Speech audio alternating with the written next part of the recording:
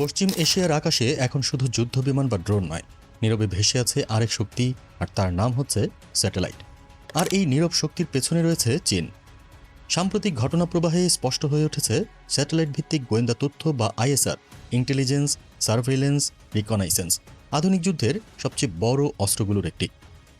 আর এই ক্ষেত্রেই ইরানের পাশে দাঁড়িয়েছে বেইজিং, খোলাখুলি ঘোষণা নয়, বরং প্রযুক্তিগত সক্ষমতার মাধ্যমে। ২৮ ফেব্রুয়ারি ২০২৬-এ শুরু হওয়া যুক্তরাষ্ট্র ইসরায়েল সংঘাতের আগে পারস্য উপসাগর ও জর্ডানে মার্কিন সামরিক মোতায়েনের যে স্যাটেলাইট ছবি প্রকাশিত হয় তা আন্তর্জাতিক মহলে আলোড়ন তোলে। ছবিগুলো প্রকাশ করে চীনা প্রতিষ্ঠান মিজার ভিশন। বহু বছর ধরে পশ্চিমা স্যাটেলাইট কোম্পানিগুলো সংবেদনশীল মার্কিন ও ইসরায়েলি সামরিক স্থাপনার ছবি সীমিত বা বিলম্বিতভাবে প্রকাশ করেছে। কিন্তু মিজার ভিশন সেই নীতি ভেঙে সরাসরি মার্কিন বাহিনী জড়ো হওয়ার দৃশ্য বিশ্ব দৃষ্টিতে নিয়ে আসে। এটি শুধু তথ্য প্রকাশ নয়, এটি ছিল এক কৌশলগত বার্তা। প্রশ্ন উঠেছে, কেন চীন এমন সংবেদনশীল ছবি প্রকাশে সম্মতি দিল? কারণ চীনের স্যাটেলাইট অবকাঠামো এখন বিশ্বের অন্যতম বৃহৎ। আনুমানিক ১১০০ থেকে ১৩০০ সক্রিয় স্যাটেলাইট রয়েছে তাদের, যেগুলো লো আর্থ orbit এলিও, Jio stationery orbit GEO এবং বিশেষ ন্যাভিগেশন কক্ষপথে কাজ করছে।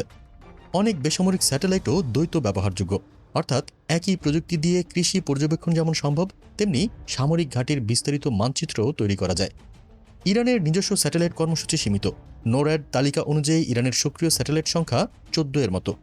এর মধ্যে বেশিরভাগই যোগাযোগ বা নিম্নমানের পর্যবেক্ষণের জন্য ব্যবহৃত হয়।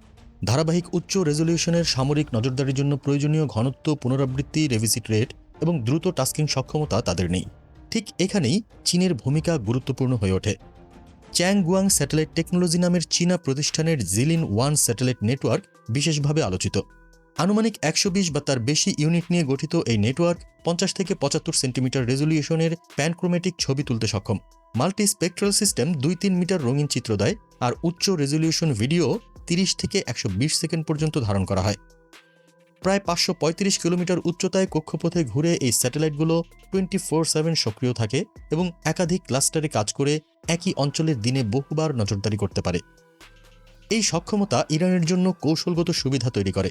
মার্কিন থার্ড ও প্যাট্রিয়ট প্রতিরক্ষা ব্যবস্থা কোথায় বসানো হচ্ছে, কোন ঘাঁটিতে কত বিমান মোতায়েন, নৌবহরের গতিপথ কী, এসব তথ্য যদি প্রায় রিয়েল টাইমে পাওয়া যায়, তাহলে প্রতিরক্ষা ও পাল্টা আক্রমণ পরিকল্পনা অনেক বেশি নির্ভুল হয়। আধুনিক যুদ্ধে ক্ষেপণাস্ত্র উৎক্ষেপণের আগেই তথ্যের আধিপত্য যুদ্ধের গতিপথ নির্ধারণ করে।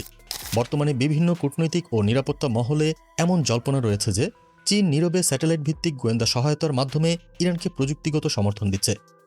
আধুনিক যুদ্ধে ইন্টেলিজেন্স, সার্ভেইলেন্স অ্যান্ড রিকনাইসেন্স আইএসআর তথ্যই সবচেয়ে বড় শক্তি। কোন ঘাঁটিতে কত বিমান মোতায়েন, কোথায় ক্ষেপণাস্ত্র প্রতিরক্ষা বসানো হয়েছে, কোন নৌবহর কোন রুটে অগ্রসর হচ্ছে, এসব তথ্য আগে থেকে জানা থাকলে আঘাতের নির্ভুলতা বহুগুণ বাড়ে।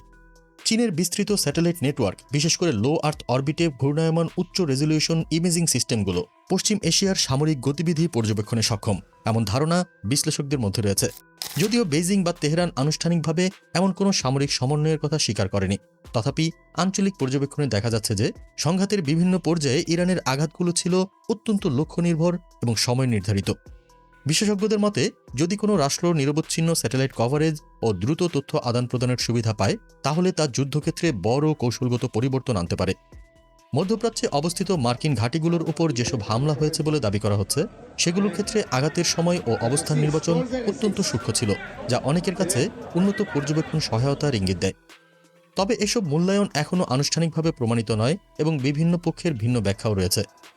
তবুও এটি স্পষ্ট যে আধুনিক সংঘাতে স্যাটেলাইট তথ্য যুদ্ধের মোড় ঘুরিয়ে দিতে সক্ষম, আর তথ্য প্রাধান্যই এখন সামরিক শক্তির নতুন সংজ্ঞা নির্ধারণ করছে।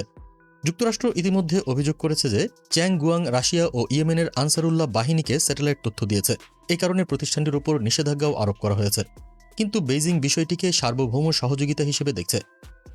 বহুমেরু বিশ্বব্যবস্থায় কৌশলগত অংশীদারিত্বের অংশ হিসেবে চীন তার প্রযুক্তিগত সক্ষমতা ব্যবহার করছে, এমনটাই তাদের অবস্থান। মিজার ভিশনের প্রকাশিত ছবিগুলোর আরেকটি উদ্দেশ্য ছিল বার্তা দেওয়া। এটি দেখিয়েছে মার্কিন সামরিক প্রস্তুতি গোপন রাখা সম্ভব নয়। প্রতিদিন বা প্রায় প্রতিদিনের আপডেট বিশ্বকে প্রায় তাৎক্ষণিক নজরদারির অভিজ্ঞতা দিয়েছে। এতে কূটনৈতিক চাপও তৈরি হয়, কারণ গোপন প্রস্তুতি যখন জনসমক্ষে আসে তখন রাজনৈতিক বিতর্ক বাড়ে। একটি গুরুত্বপূর্ণ দিক হল ইরান সরাসরি এসব তথ্য প্রকাশ না করলেও চীনা উৎস থেকে তা সামনে আসছে। এর ফলে তেহরান আনুষ্ঠানিকভাবে দায় না নিয়েও তথ্যযুদ্ধে সুবিধা পাচ্ছে।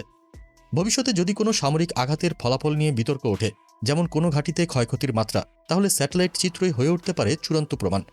সবচেয়ে বড় বার্তা হলো আধুনিক যুদ্ধ শুধু মিসাইল বা ট্যাঙ্কের লড়াই নয়, এটি তথ্যের লড়াই।